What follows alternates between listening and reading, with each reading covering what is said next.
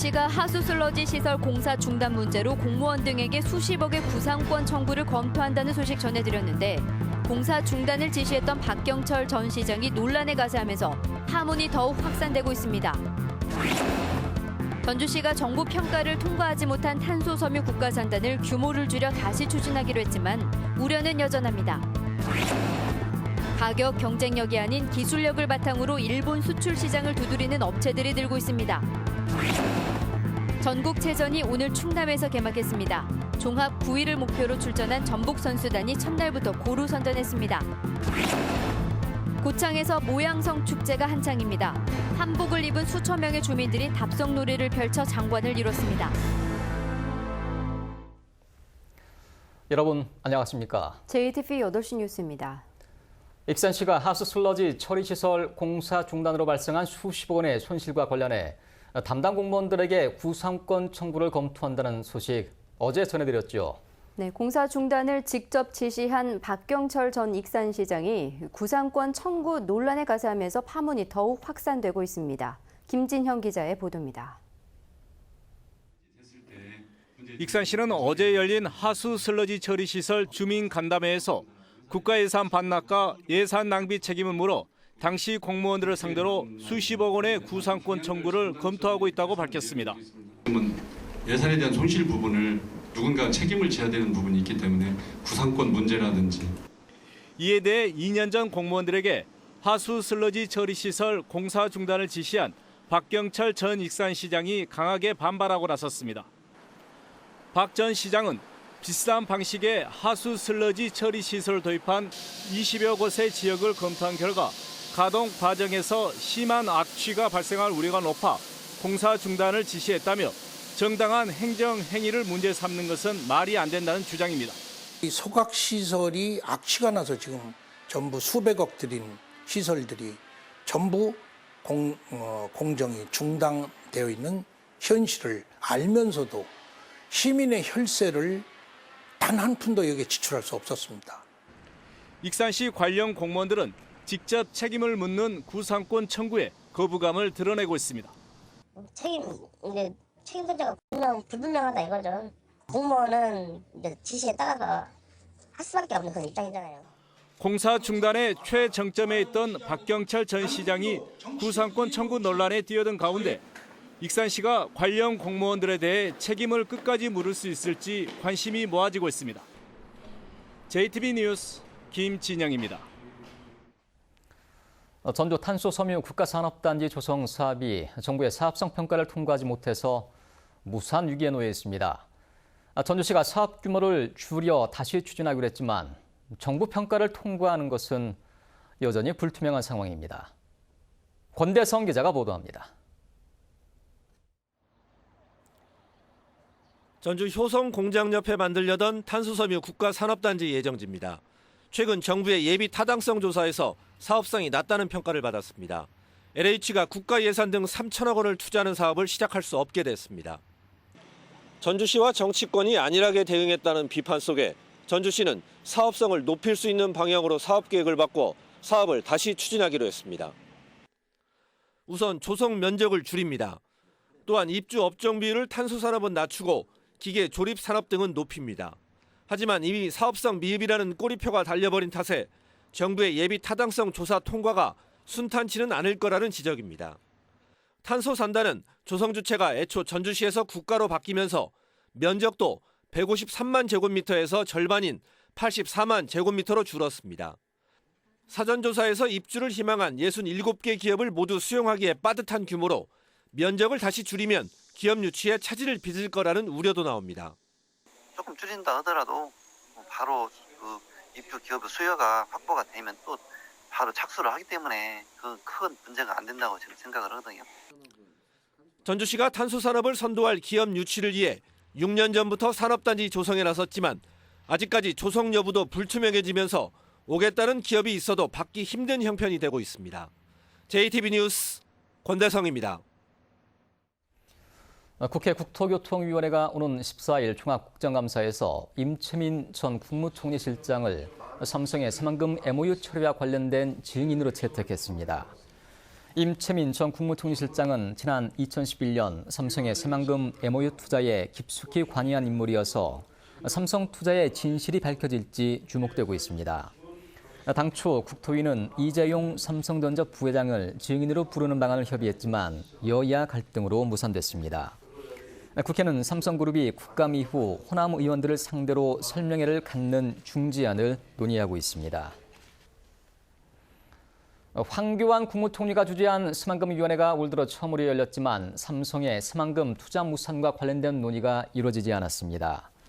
정부는 오늘 새만금위원회를 열고 새만금 농생명용지 700헥타르에 대규모 농업특화단지를 만들고 새만금 산업단지 유치업종을 자동차와 조선 등에서 정보통신기술과 문화, 관광 등으로 확대하기로 했습니다.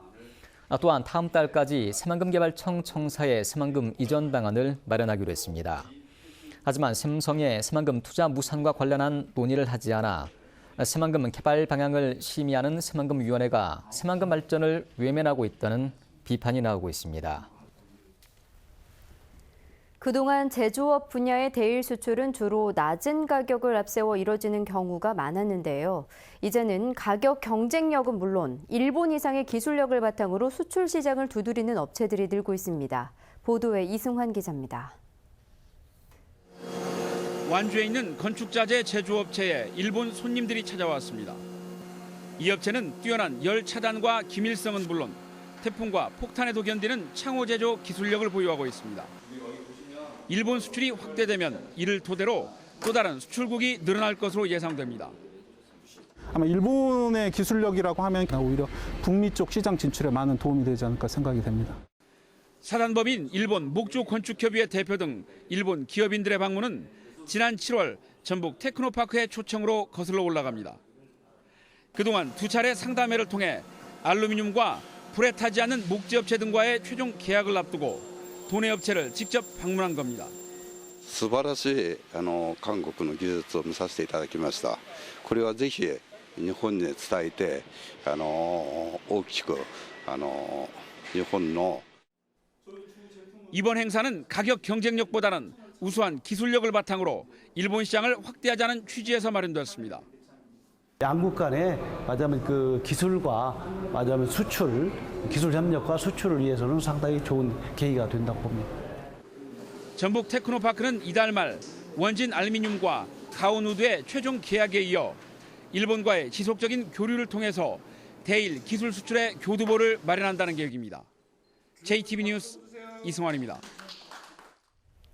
지난 3년 동안 정부가 해당 회계 연도에 송금하지 않아 다음 해로 이월된 국가 예산이 전북에서만 2천억 원이 넘는 것으로 나타났습니다. 국회 기획재정위원회 소속 국민의당 박주현 의원이 조사한 결과 2013년부터 2015년까지 전북에서 정부가 해당 회계 연도에 송금하지 않아 다음 해로 이월된 국가 예산이 2,433억 원으로 전국 17개 시도에서 네 번째로 많았습니다.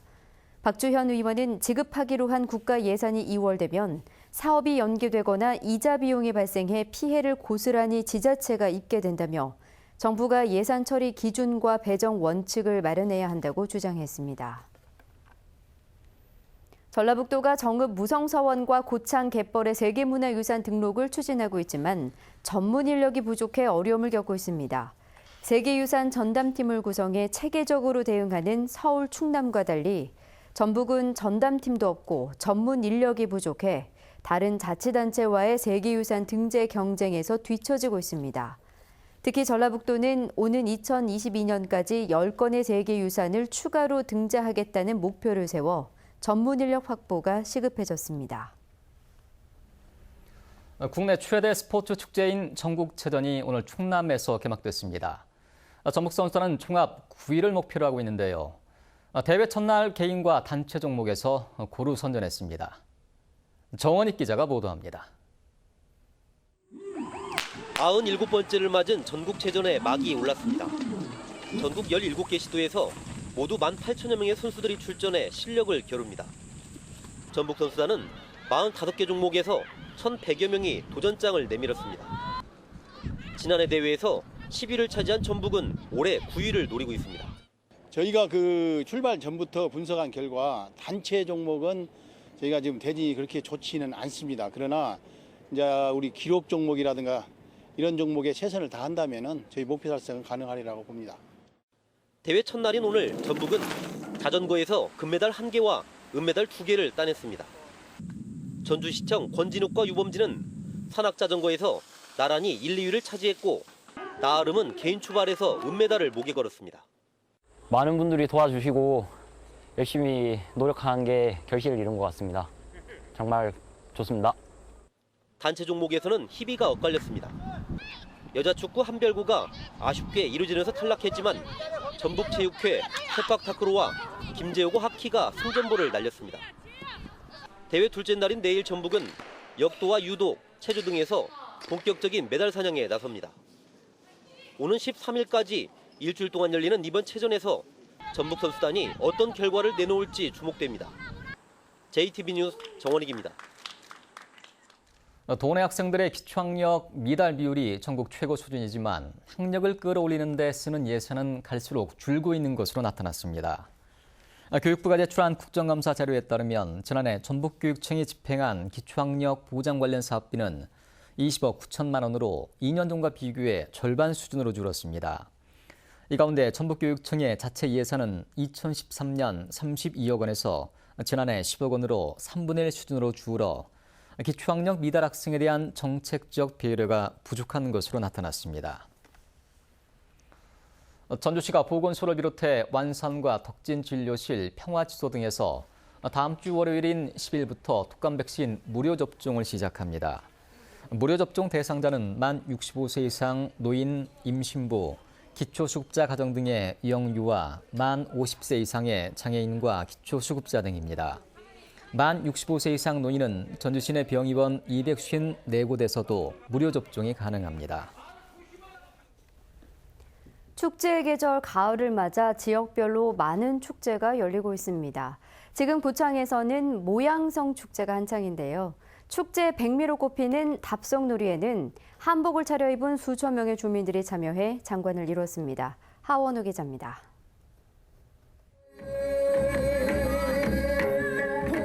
곱게 한복을 차려입은 여인들이 돌멩이를 머리에 이고 성곽에 오릅니다. 고창 모양성 축제의 백미 답성놀이입니다. 머리에 인 돌은 외적의 침입에 대비하자는 선조들의 지혜가 담겨 있습니다. 고창읍성은 마치 색실로 띠를 두른 듯 오색 물결로 가득합니다. 참가자들은 1.6km 길이의 성곽을 함께 걸으며 가족의 안녕을 기원했습니다.